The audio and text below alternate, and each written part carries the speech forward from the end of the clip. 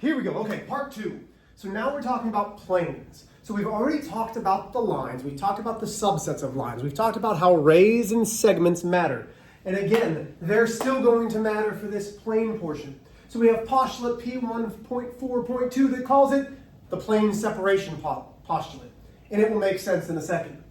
Every line in a plane divides the plane into three disjoint sets. The line M, and two half planes, H1, H2. Remember, planes again extend in four directions, every direction. The front of the wall goes up forever, down forever, left forever, right forever.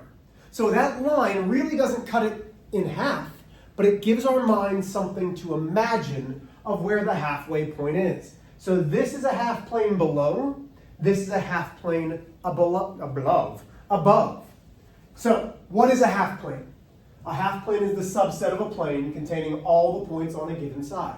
Now what you need to start realizing, and I'm going to try to do this for as long as I remember it because I might not, I'm going to try to do our postulates in green, and every definition I'm going to try to do in red. Okay? So the half plane is a subset of a plane containing all the points on a given side. On a given side of what, Mr. H? On the given side of a line. So the half plane is A, B, and whatever points are up on this side. The edge of the plane is the half plane's line. So the edge of H1 is M. That's line M. The edge of half plane 2 is line M. That's the only edge. It is one single line. Again, remember, it goes forever. So even though it looks like there are four edges here, that's just a visual representation of what the plane would look like. Then we get into angles. Angles, we have this sideways V, the gator mouth like I like to call it, is how we represent an angle. This is the union between two distinct rays, two different rays that share a common endpoint, or an origin. The origin is B. We have ray BA, we have ray BC. That forms angle ABC. Notice how that origin, that endpoint, is in the middle. Angle ABC is the union between ray BC and ray BA. The endpoint, the origin will always be in the middle. So I can call this angle ABC.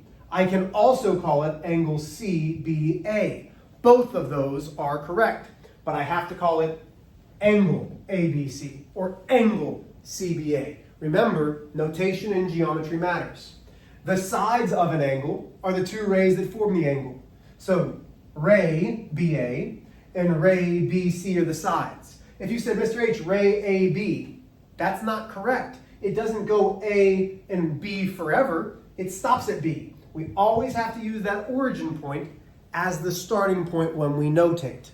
Last but not least, this has got the little star next to it because I feel like this is the most important because you're going to be having vertexes or vertices, which is the plural, in a lot of things in geometry, whether we're talking about angles, whether we're talking about squares, rectangles, triangles, you're going to have to know what the vertex is.